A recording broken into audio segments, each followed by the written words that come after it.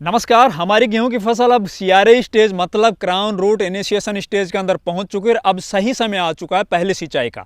अब पहली सिंचाई के अंदर हम कौन से फर्टिलाइजर देंगे, कौन से माइक्रो न्यूट्रिएंट्स देंगे जिनसे एक तो जितने भी क्राउन रूट्स जमीन के अंदर जाएंगे वो ज़्यादा ताकतवर, ज़्यादा नीचे जमीन की गहराई तक पहुंच सकेंगे। दूसरा, इसके अंदर से अब जो टिलर्स निकलेंगे, जो कल्ले निकलेंगे, वो आगे चलकर सभी प्रोडक्टिव टिलर्स के अंदर कन्वर्ट हो पाए। इसके अलावा कुछ माइक्रो न्यूट्रिएंट्स जिनकी अगर कमी इस टाइम पर इस सीआरआई स्टेज टाइम के ऊपर हो गई तो आगे चलकर आपके ये कल्ले तो एक बार निकल जाएंगे, लेकिन ये सभी कल्ले दब जाएंगे, छोटे रह जाएंगे, पौधे की ग्रोथ रुक जाएगी। आगे चलकर जब सर्दियां पड़ेगी उस टाइम पर पौधा उस स्ट्रेस को नहीं झेल पाएगा। तो वो आखिर कौन से माइक्रो न्यूट्रिएंट्स हैं जिनको इस टाइम पर हमें अब पहली सिंचाई के अंदर पूरा दे देना चाहिए। इसके अलावा रही बात यूरिया की, तो यूरिया पर एकड़ के हिसाब से हमें कितना देना है, जिंक पर एकड़ के हिसाब से हमें कितना देना है, ये सभी जानकारियां आज इस वीडियो के अंदर मिलने वाली। तो नमस्कार, मैं इंद्रपाल और आप देख रहे हैं देश का सबसे विश्वसनीय फार्मिंग यूट्यूब चैनल देश की जान हमारे किसान। हम साझा करते हैं अपने 27 सालों के खेती के एक्सपीरियंस को सभी किसान भाइयों के साथ, और पिछले 2-3 सालों के अंदर लाखों किसानों के उत्पादन के अंदर हमने जबरदस्त तरीके से वृद्धि की है। तो चलिए सबसे पहले अपन समझते हैं आखिर सीआरआई मतलब क्राउन रूट इनिशिएशन स्टेज है क्या। हमने जहां भी सुना, जहां भी देखा, बहुत ज़्यादा हल्ला गुल्ला हो रखा है भैया crown root stage, CRI stage आखिर ये है क्या। तो भैया देखिए, जब हमने इस खेत के अंदर गेहूं की बिजाई की थी उस दिन से और 20 से 21 दिन के बाद हमारे इस पौधे के स्ट्रक्चर के अंदर एक बदलाव आया था। जैसे हमने ये पौधा जमीन से उखाड़ा, इसके अंदर जो ये पहले वाले रूट है, जो ये जड़ हैं, ये सेमिनल रूट्स हैं और ये टेम्परेरी है, परमानेंट नहीं है, मतलब ये आखिरी तक नहीं रहेंगी।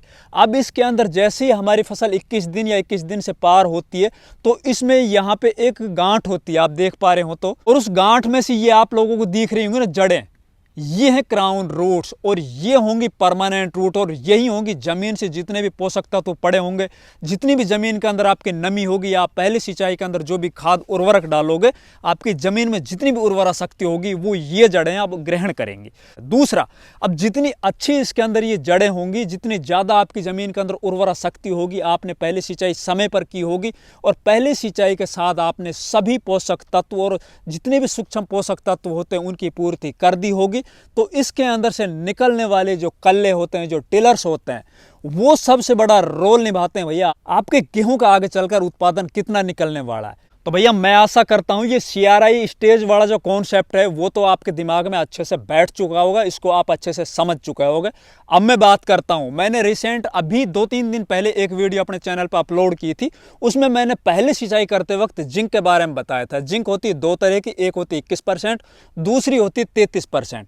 अब 33% वाली जो जिंक है ना, उसके अंदर मुझसे भूल में जो जिंक की डोज थी 7 किलो पर एकड़ के हिसाब से, वहां पे मैं 30 किलो पर एकड़ के हिसाब से बोल गया, क्योंकि उस वीडियो में मैंने बताया था कि जब आप गेहूं की सिंचाई कर रहे हो तो सिंचाई करने से पहले आपको लगभग 15 से 20 किलो यूरिया लेना है, 7-8 किलो आप जिंक लीजिए, उसके अंदर 3 किलो से 5 किलो आपको मिलाना है सल्फर। इन सबको मिलाओगे तो टोटल उनका बनता था 30 किलो, वो दिमाग में चल रहा था, उसको आपको पहले डालना है और फिर सिंचाई करना है। उसके बाद किसान भाइयों के कमेंट आए, मैंने उनको उसी टाइम पर रिप्लाई कर दिया था कि 30 किलो की जगह आप 7 किलो पर एकड़ के हिसाब से 33% वाली जो जिंक होती है पाउडर फॉर्म में जो आती है वो आपको यूज करना है। बाकी मैंने एक कमेंट पिन भी कर रखा उस वीडियो के अंदर। फिर बात करेंगे भैया डीएपी की। बहुत से किसानों का हमारे पास ऐसे भी कमेंट आए थे कि भैया हमने जब गेहूं की बिजाई की थी उस टाइम पर डीएपी अपने खेतों के अंदर आधी मात्रा दी थी, या बहुत से किसान दे नहीं पाए थे, तो क्या इस टाइम पर हम डीएपी खाद को दे सकते हैं, और दे सकते हैं तो किन खादों के साथ या किन माइक्रो न्यूट्रिएंट के साथ उसकी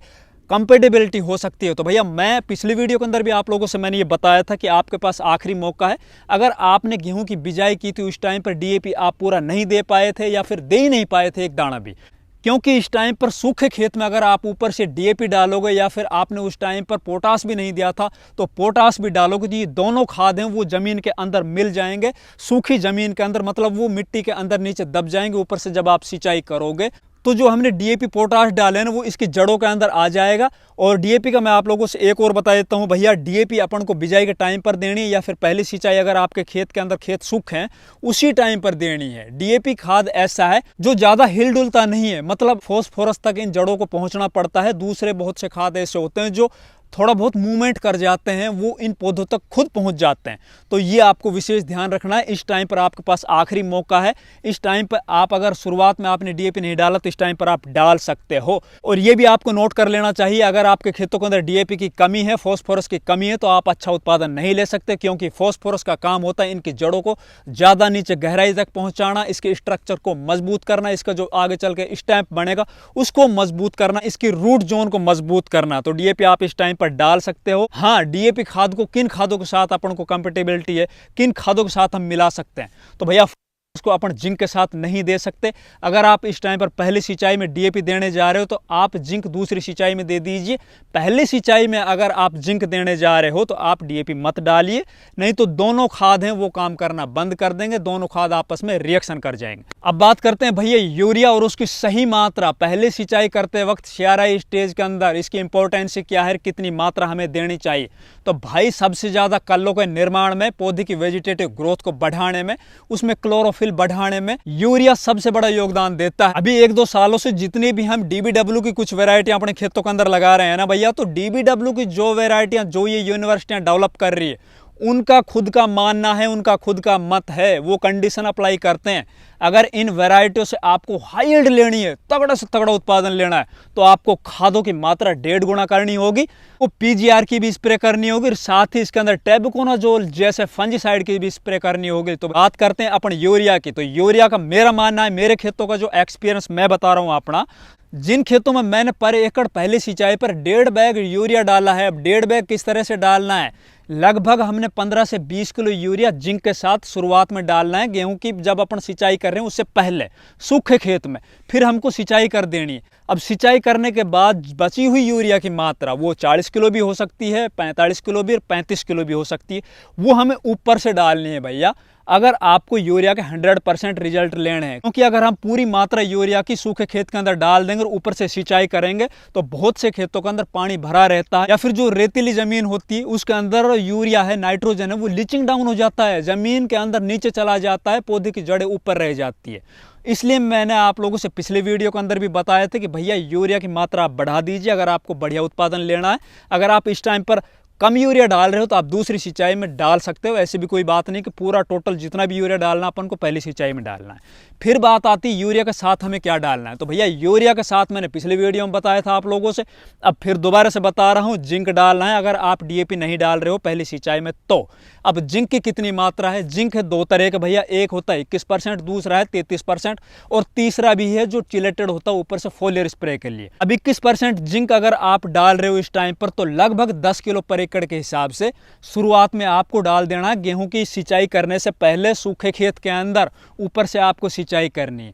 अगर आप 33% वाला जिंक लेके आ रहे हो तो भैया आपको केवल और केवल 7 किलो 33% वाला जिंक है वो लेके आना है, अपने खेत के अंदर आपको सिंचाई से पहले डालना है। फिर इसके आप रिजल्ट देखना बहुत शानदार मिलेंगे। अगर आप डीएपी इस टाइम पर डाल रहे हो तो जिंक मत डालिए। जिंक की पूर्ति के लिए आप जैसे ही पहली सिंचाई कर देते हो तो आपको एनपीके 19-19-19 उसके साथ आप लगभग 100 से 150 ग्राम चिलेटेड जिंक है वो उस एनपीके के अंदर मिला के और फोलियर स्प्रे के अंदर आपको स्प्रे कर देनी है, उनके भी रिजल्ट आपको अच्छे मिल जाएंगे। देखिए जो भी आप लोगों को इस पौधे के अंदर हरापन दिखाई दे रहा है, मतलब जो क्लोरोफिल है, इस क्लोरोफिल को बढ़ाने में सहायक है जिंक। अगर जिंक की कमी आपके खेत के अंदर आ गई तो पौधा आपका पीला हो जाएगा, अपनी ग्रोथ को रोक लेगा। दूसरा, जब आगे चलकर सर्दियां बढ़ेगी उस टाइम पर अगर आपके खेतों के अंदर जिंक की पूरी पर्याप्त मात्रा होगी तो कहीं ना कहीं उस सर्दी के स्ट्रेस से भी आपकी फसल को जिंक बचाएगी। साथ ही जिंक ऑक्सीजन हार्मोन के निर्माण के अंदर बहुत बड़ा सहायक होता है और इसी हार्मोन की बदौलत पौधे की ग्रोथ होती है। तो भैया जिंक के बहुत बड़े रोल हैं, थोड़ी मात्रा में चाहिए। बाकी जिंक की अगर डेफिशिएंसी आपके खेत के अंदर आ गई तो डेफिनेटली आपका उत्पादन कम होगा। तो इस टाइम पर आपके पास मौका है, आप पहली सिंचाई में अगर डीएपी नहीं दे रहे हो तो जिंक दे सकते हो, यूरिया के साथ जबरदस्त रिजल्ट मिलेंगे। अगर आप डीएपी दे रहे हो तो भैया दूसरी सिंचाई में दे सकते हो, या फिर इसको आप एनपीके के साथ ऊपर चिलेटेड रूप में भी दे सकते हो। तो भैया ये काम आप सियाराई स्टेज के अंदर कर लीजिए, फिर देखिए आपका गेहूं का उत्पादन तगड़े से कहीं तगड़ा होगा। बार बार समय समय पर मैं आप लोगों को गेहूं से संबंधित सभी वो जानकारियां मुहैया कराता रहूंगा, जिनसे गेहूं का जबरदस्त उत्पादन आगे चलकर आपको जरूर मिलेगा। धन्यवाद।